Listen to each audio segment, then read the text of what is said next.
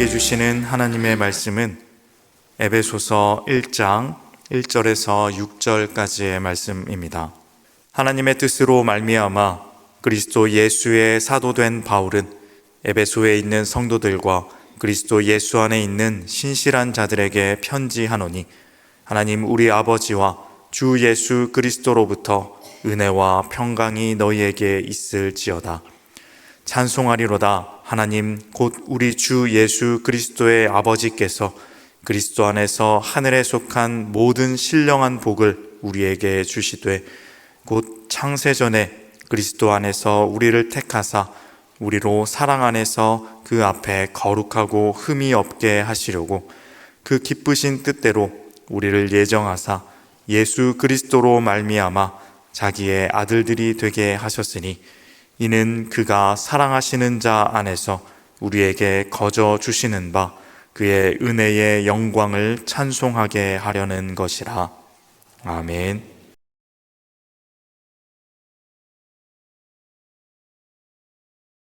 오늘은 기쁘신 뜻대로 부르신 교회라는 교회론에 관한 말씀을 나누려고 합니다. 우리 성도님들에게 있어서 교회는 무엇이고 교회는 어떤 의미를 가지고 있으십니까? 이른 아침 집 앞에 교회도, 우리 교회보다 가까운 교회도 있을 텐데, 굳이 아침 일찍 차를 타고 혹은 대중교통을 이용해서 이렇게 멀리까지 와서 예배드리는 이유가 무엇이십니까? 그리고 또 집에서 유튜브를 통해서 편하게 예배드릴 수 있는데, 굳이 왜 아침 일찍 단장을 하시고 교회까지 나오셨습니까? 성도님들에게 있어서 교회는 어떤 의미를 가지고 있습니까? 존 칼빈은 교회에 대해서 이렇게 말하였습니다. 교회는 제게 어머니와 같습니다. 저에게도 교회는 집과 같고 놀이터와 같은 곳이었습니다. 어린 시절 충청도의 작은 시골에서 지날 때 갈 데가 마땅치 않았던 그 시절에 교회에서 친구들과 함께 웃고 떠들면서 좋은 추억으로 가득했던 곳, 그것이 바로 교회였습니다. 교회에 유리창도 여러 번 깨먹었었고, 또 예배당 안에서 뛰놀다가 사찰 집사님에게 걸려서 여러 번 쫓겨 다니기도 하였습니다. 무서운 사찰 집사님이 불꽃 같은 눈으로 지켜보고 있는데도 교회에 오는 것이 어찌나 평안하고 좋은지 중고등부 때는 그야말로 교회에서 살았습니다. 틈만 나면 친구들과 교회에서 라면을 끓여 먹고, 또 예배당 안에서는 우리끼리 찬양 콘서트를 열기도 하였습니다. 또 한 번은 수련회에서 담력 훈련을 하게 되었는데, 그때 제가 귀신 역할로 뽑혔습니다. 그래서 담력 훈련 하는 것보다 더 무서워했던 그런 경험이 있습니다. 그리고 또 한 번은 수련회 때 강에서 물놀이를 하였는데, 강에서 물놀이를 하다가 죽을 뻔한 그런 경우도 있었습니다. 교회는 살아오면서 제 삶의 언제나 중심이었고, 또 교회만큼 저에게 행복하고 즐거웠던 곳은 없었던 것 같습니다. 이랬던 교회에 대한 좋은 추억이 가득했던 이 교회가 점점점 저도 세월이 지나면서 부정적인 면들이 제 눈에 보이기 시작하였습니다. 교회 안에 일어나는 갈등과 싸움과 부도덕한 문제로 인해서 교회가 세상에 소금과 빛의 역할을 감당하지 못하고 오히려 비난과 조롱이 되는 그런 시대를 바라보면서 참 안타까움이 있었습니다. 그래서 그런지 점점점 기독교인들의 수가 줄어드는 추세입니다. 2001년에는 우리 한국 교인들이 약 20.6%였다고 합니다. 그리고 2023년에는 16.3%로 감소되었다고 합니다. 이런 추세가 계속되면 2050년에는 11.9%가 될 것이라고 예상한다고 합니다. 어쩌다가 한국 교인들이, 한국 교회가 이렇게 되었을까요? 이것은 일부 부도덕한 교역자, 목회자들의 책임일까요? 아니면 시대적 흐름에 그냥 당연한 한 모습일까요? 이것은 이런저런 책임이 아니라 바로 우리 모두 지금 교회를 출석하고 있고 또 한국 교회의 성도로 살아가고 있는 우리의 모두의 책임임을 우리는 기억해야 할 것입니다. 오늘날 교회는 오래 다녔지만 교회가 무엇인지 잘 모르고 다니는 분들이 가끔 있는 것 같습니다. 어떤 분들은 교양을 쌓기 위해서, 친목을 위해서, 봉사활동을 하기 위해서 오시는 분들도 의외로 많은 것 같습니다. 그러나 우리가 알다시피 교회는 친목단체도 또 사회적인 봉사단체도 아니죠. 우리는 교회가 무엇인지 모르면 우리의 신앙생활도 혼란에 빠질 수 없음을 기억해야 합니다. 그러므로 우리는 교회에 대해서 정확하게 알 필요가 있습니다. 성도님들이 생각하는 교회란 무엇입니까? 이 교회의 모습은 각자의 경험과 삶을 통해서 달라질 수 있습니다. 그러나 우리는 교회의 의미를 분명하게 성경적으로 알아야 하는 것이죠.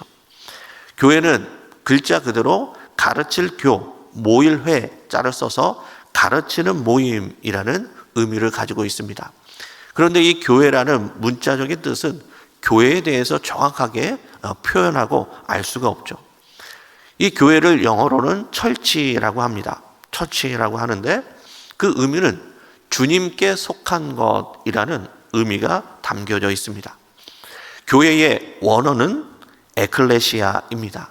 이 에클레시아는 부르심을 받은 사람들이란 의미가 담겨져 있습니다. 즉 세상과 죄와 죽음과 음부의 권세로부터 부르심을 받은 구별된 사람들, 그 사람들이 바로 이 교회라는 것이죠. 우리는 흔히 교회하면 건물과 연관되어서 생각하는 경우가 있습니다.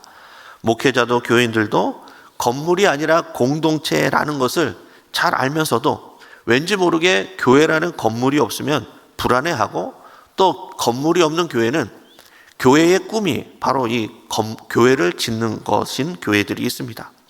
그러나 교회는 외적인 건물이 아니죠. 우리가 기억해야 할 것은 초대교회에는 건물이 없었다라는 것이죠. 주후 373년 기독교가 공식화되기 전까지 교회는 건물이 없었습니다. 가정에서 예배를 드렸습니다. 건물이 교회의 전부가 아니다라는 것이죠. 오히려 많은 교회들이 건물을 지으면서 부도가 나기도 하고 교회 안에 얼마나 많은 갈등과 문제가 생기는 것을 우리가 얼마나 많이 보았습니까? 물론 교회 건물이 아예 필요하지 않다는 것이 아니라 우리가 교회가 무엇인지 그 본질을 좀 더 깊게 생각해 보아야 한다라는 것이죠. 그러면 교회란 무엇일까요? 교회가 존재하는 목적이 무엇일까요? 교회는 어떻게 성장하고 오늘날 이 교회는 이 사회적으로 어떤 역할을 감당해야 하겠습니까? 교회가 과연 세상의 희망이 될 수 있겠습니까? 이 질문에 대한 답을 우리는 끊임없이 고민하고 성경에서 찾아보아야 합니다.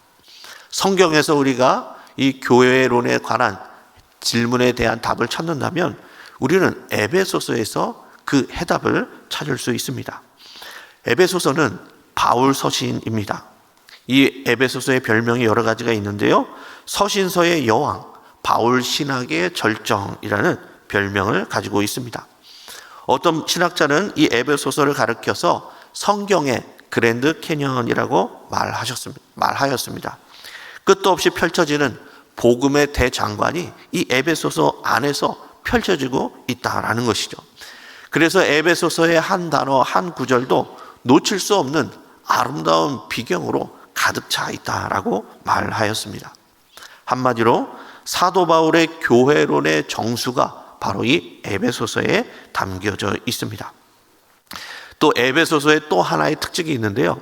그것은 이 에베소서는 옥중서신이다라는 것입니다. 자유로운 몸으로 있을 때 쓰신 서신서와 감옥으로 투옥되어 있을 때 쓴 서신서의 그 무게와 깊이는 다를 수밖에 없는 것이죠. 사람이 움직일 수 있으면 그 문제와 상황에 집중하게 됩니다. 그러나 몸이 자유롭지 못하고 갇혀져 있으면 본질에 더 집중하게 되는 것이죠. 실례로 이 에베소서 앞에 있는 고린도 전후서나 갈라디아서는 자유로운 몸일 때 쓴 서신서입니다. 이 서신서의 특징은 교회 안에서 발생하는 분쟁이나 문제를 해결하는 교훈을 주는데 초점이 맞춰져 있습니다.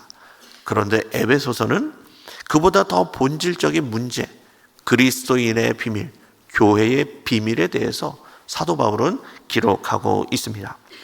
그러면 에베소서에 말씀하는 교회란 무엇일까요? 우리 함께 살펴보고자 합니다. 우리 1절과 2절의 말씀을 우리 같이 한번 읽어볼까요? 1절과 2절입니다. 시작. 하나님의 뜻으로 말미암아 그리스도 예수의 사도된 바울은 에베소서에 있는 성도들과 그리스도 예수 안에 있는 신실한 자들에게 편지하노니 하나님 우리 아버지와 주 예수 그리스도로부터 은혜와 평강이 너희에게 있을지어다. 아멘. 여기서 알 수 있는 것은 교회의 시작은 하나님으로부터 시작되었다라는 것이죠. 사도 바울이 이방인의 사도로 부름을 받은 것은 그 사도 바울의 뜻이 아니라 하나님의 뜻으로 말미암아 이방인의 사도로 부름을 받았다라는 것입니다. 여기서 하나님의 뜻은 원어로 델레마라는 단어를 사용했는데 여기에는 하나님의 기쁨이라는 의미도 담겨져 있습니다. 즉 사도 바울과 교회는 하나님의 기쁨을 위해서 택함을 받고 보냄을 받았다라는 것이죠. 우리가 알다시피 사도는 보냄을 받은 사람입니다. 마치 사신이 어명요하면서 왕의 메시지를 전달한 것처럼 보내신 분이 예수 그리스도의 그 복음을 전달하는 사람, 보냄을 받은 사람, 그 사람이 바로 사도입니다. 우리도 사도로 부르심을 받는 줄 믿습니다. 거기에는 하나님의 기쁨과 기대가 담겨져 있습니다. 하나님의 뜻, 하나님의 기쁨, 기대를 안고 우리도 각 가정으로 우리의 삶의 터전으로 직장과 일터로 우리는 하나님으로부터 보냄을 받은 사도라는 것이죠. 하나님께서 우리를 택하시고 불러주신 사도로서 우리의 삶의 자리에서 이 사명을, 사도로서의 사명을 온전히 감당할 수 있는 믿음의 성도님들이 다 되시기를 바랍니다. 그리고 바울은 이 편지를 에베소에 있는 성도들과 그리스도 예수 안에 있는 신실한 자들에게 편지한다라고 기록을 합니다. 에베소서는 지금의 튀르키예 남서쪽에 위치한 항구 도시입니다. 헬라 문명의 3대 도시 중에 하나가 바로 이 에베소였다고 합니다. 이곳은 7대 불가 사이에 아르테미 신전이 있는 곳으로 무역과 상권의 중심지가 바로 이 에베소였습니다. 그러면 이 아르테미 신전이 왜 불가 사이가 되었을까요? 이 아르테미 신전은 당시 기술로서는 상상할 수 없는 120개의 대리석으로 웅장하고 대규모의 신전을 지었다고 합니다. 그리고 이 튀르키예 지역은 지진이 자주 발생하는 곳인데 수많은 지진 속에서도 이 웅장하고 큰 이 신전이 쓰러지지 않았다고 합니다. 그러하기에 불가사의로 7대 불가사의로 지정된 것이죠. 이 바울이 가장 오랫동안 머물면서 목회했던 지역, 그것이 바로 이 에베소 지역이었습니다. 바울은 이곳에 두란노 서원을 세워서 제자 양육을 하는데 집중하기도 하였습니다. 또 이 에베소 교회는 계시록 2장에 나오는데 서아시아 교회를 향한 그 첫 번째 메시지를 전한 교회가 바로 이 에베소 교회였습니다. 계시록 2장에서 이 에베소 교회는 그들이 한 행위와 수고와 인내를 칭찬하였지만 처음 사랑이 버렸다고 책망을 받은 교회, 그 교회가 바로 이 에베소 교회였습니다. 종합해 보면 이 에베소 지역은 지적으로는 하나님을 대적하고 교만한 헬라 철학 문화의 중심지였고 또 영적으로 보면 하나님을 거부하는 우상 숭배로 가득한 지역이었습니다. 그리고 육체적으로는 물질적인 향락과 도덕적인 타락이 가득했던 곳, 그것이 바로 이 에베소 지역이었다라는 것이죠. 그런 세속의 도시 한가운데 살아가면서 그 세속의 도시에 영향을 받는 것이 아니라 더 거룩하고 순결한 영향을 주는 교회가 있었는데 그 교회가 바로 이 에베소 교회였다라는 것이죠. 마치 칠흑같이 어두운 밤바다에 유일하게 서 있는 등대처럼 세속의 도시 가운데서 거룩한 빛을 발하였던 교회, 그 교회가 바로 에베소 교회였습니다. 우리 모든 성도님들도 세속의 도시 가운데 살아가지만 이 세상에 물들지 않고 에베소 교회와 같이 거룩하고 순결한 거룩한 빛을 발하며 선한 영향력을 미치며 살아갈 수 있는 우리 모든 성도님들이 다 되시기를 바랍니다. 그리고 오늘 본문에서 우리가 깨달을 수 있는 것은 교회는 은혜와 평강의 공동체라는 것입니다. 2절 말씀을 제가 봉독하겠습니다. 하나님 우리 아버지와 주 예수 그리스도로부터 은혜와 평강이 너희에게 있을지어다. 사도 바울은 은혜와 평강을 에베소 교회에 전하고 있습니다. 은혜가 무엇입니까? 은혜는 받을 자격이 없는 자에게 주어지는 혜택, 하나님의 선물, 그것이 바로 은혜입니다. 또한 평강이 무엇입니까? 존재 자체가 불안할 수밖에 없는 우리 인간에게 하나님께서 주시는 흔들리지 않는 절대적인 평안이 바로 평안입니다. 이 은혜는 원어로 카리스고 또 이 평강은 원어로 에이레네입니다. 이 평강을 히브리 원어로 보면 샬롬이죠. 이 카리스라는 단어에서 카리스마라는 은사가 나왔습니다. 이는 하나님의 값없이 주시는 선물이라는 의미이죠. 그래서 헬라인들은 카리스로 인사를 하고 히브리인들은 샬롬으로 주로 인사를 하였습니다. 우리는 하나님의 은혜와 평강 없이는 단 하루도 살아갈 수 없는 연약한 존재들입니다. 하나님의 은혜와 평강이 없다면 우리가 스스로 죄책감에 빠져서 서로의 잘못을 지적하고 정죄하며 산다면 그것이야말로 지옥이 될 것입니다. 은혜와 평강이 없는 것, 그것은 마치 생지옥과도 같은 곳이 되는 것이죠. 교회는 의인들의 모임이 아니라 죄인들의 모임입니다. 이 세상에는 어떠한 교회도 완전한 교회는 없습니다. 그렇기 때문에 우리 교회 안에 더더욱 하나님의 은혜와 평강이 절대적으로 필요한 것이죠. 가끔 노예의 시찰에 가보면 각 교회별로 보고를 합니다. 그때 대부분의 교회들이 별 보고 내용이 없으면 우리 교회는 은혜 중에 평안합니다 라고 인사를 합니다. 어쩌면 당연하고 형식적인 인사이죠. 하지만 곰곰이 생각해 보면 이보다 더 큰 은혜가 없다는 것을 깨닫게 됩니다. 교회 안에 분쟁이 얼마나 많이 있고 갈등과 문제들이 많이 있어서 찢어지고 갈라지는 교회들이 얼마나 많이 있습니까? 가까운 우리 노예에도 그러한 교회들이 있습니다. 교회가 찢겨지면 우리 주님의 마음도 몸도 찢겨지는 것이죠. 교회 안에 아무런 문제가 없이 평안하고 일상이 평범하다. 그러면 그것보다 더 큰 은혜가 없는 줄 우리는 깨닫게 됩니다. 우리의 교회와 가정에 하나님의 넘치는 은혜와 평강이 날마다 가득할 수 있기를 주님의 이름으로 축복합니다. 또한 계속해서 교회는 예배의 공동체임을 우리에게 말씀합니다. 3절 말씀입니다. 우리 3절 말씀을 우리 함께 읽어보겠습니다. 시작. 찬송하리로다. 하나님 곧 우리 주 예수 그리스도의 아버지께서 그리스도 안에서 하늘에 속한 모든 신령한 복을 우리에게 주시되. 아멘. 1, 2절은 인사말이었습니다. 그리고 1, 2절의 인사말이 끝나고 본론이 시작되는데 그 본론의 첫 마디가 찬송하리로다입니다. 이는 계속해서 6절과 12절과 14절에도 계속해서 말씀합니다. 바울은 본론을 시작하면서 먼저 하나님을 찬송할 것을 고백하고 있습니다. 하나님께 초점을 맞추는 것이죠. 하나님이 누구신지, 하나님이 어떤 일을 행하시는지 하나님께 초점을 맞추는 것이죠.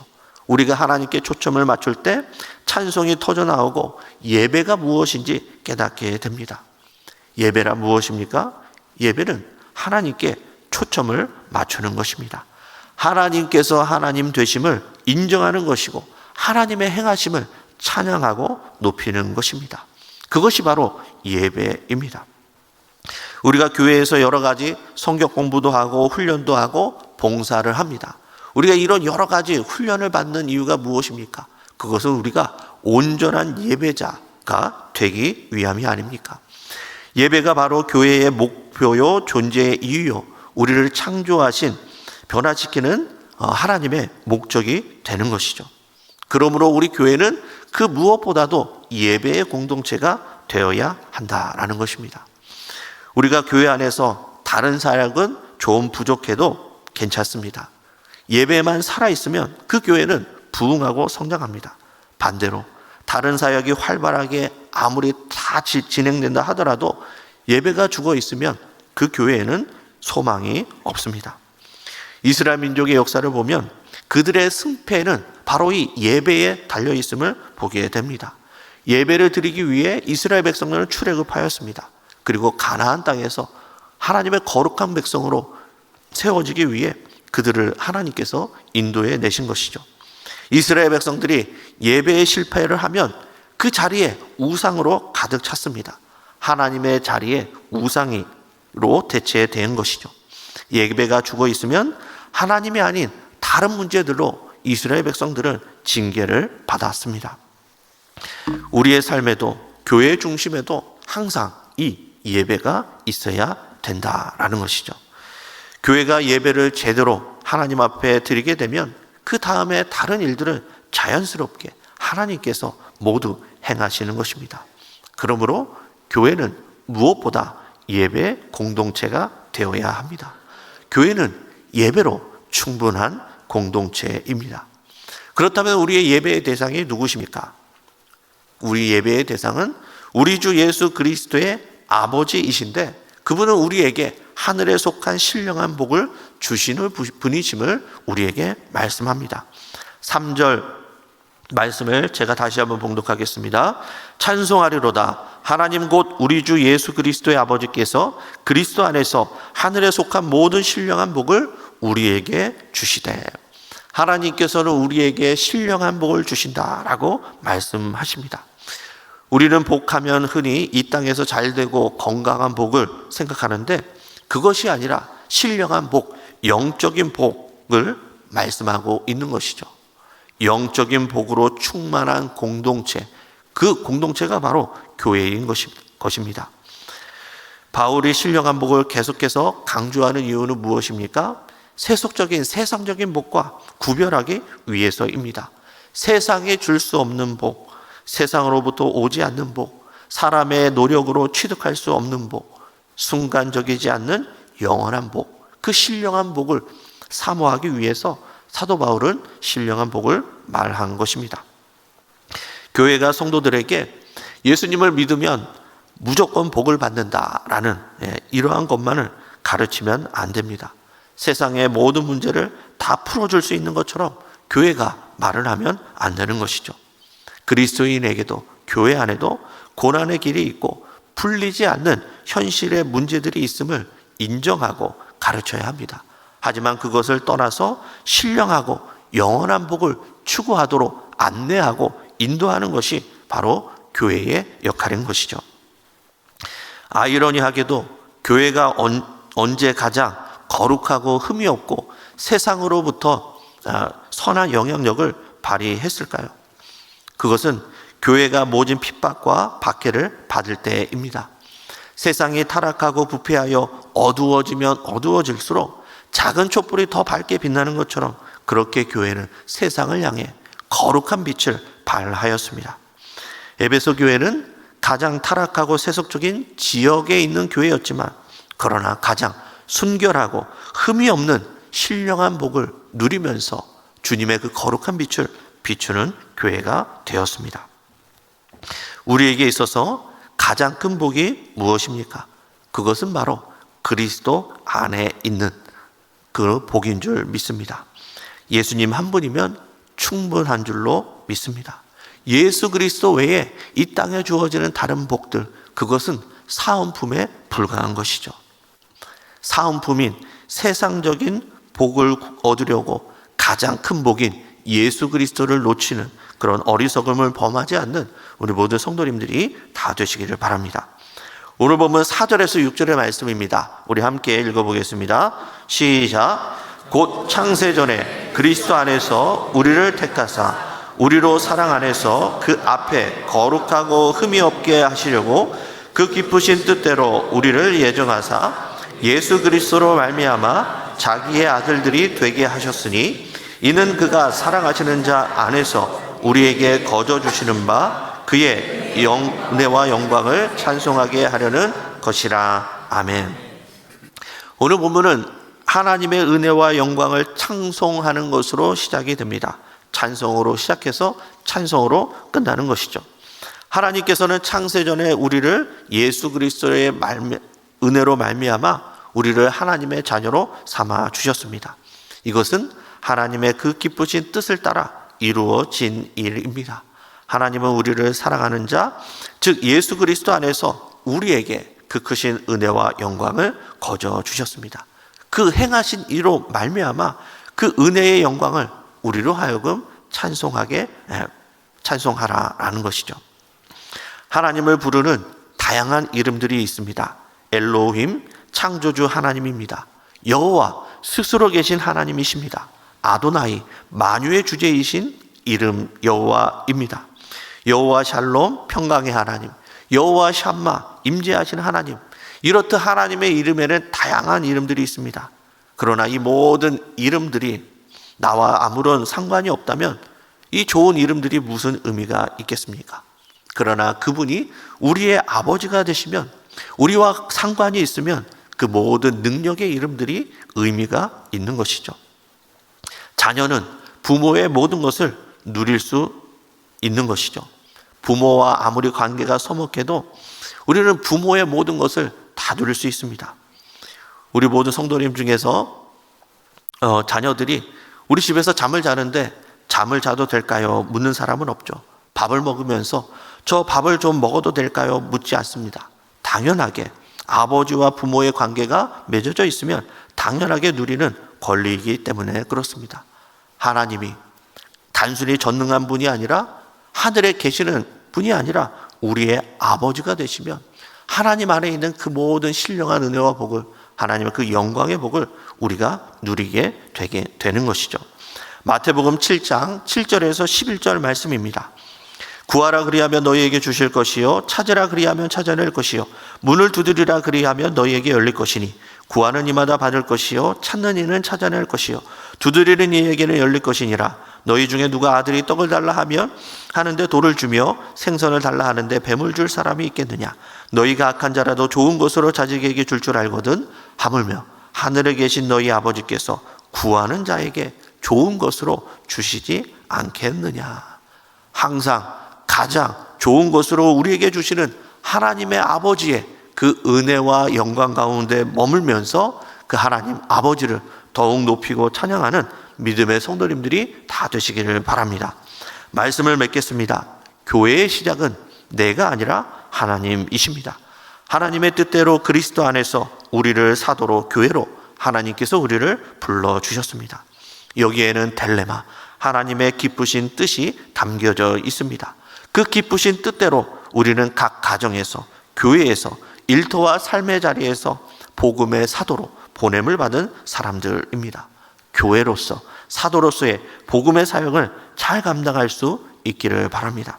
교회는 은혜와 평강의 공동체입니다. 죄인들이 모이는 곳이므로 하나님의 은혜와 평강이 절대적으로 필요한 곳입니다. 또한 교회는 예배의 공동체입니다. 교회 안에 다른 모든 사역이 부족해도 예배만 살아있으면 그 교회는 부흥하고 성장하고 소망이 있습니다. 또한 교회는 신령한 복으로 가득한 가도 공동체입니다. 가장 좋은 것으로 채워주시고 응답하시는 그 아버지 되시는 하나님 앞에 감사와 찬양과 예배를 올려드리는 신령한 복으로 충만한 그런 교회를 이루어가는 우리 모든 성도님들이 다 되실 수 있기를 바랍니다.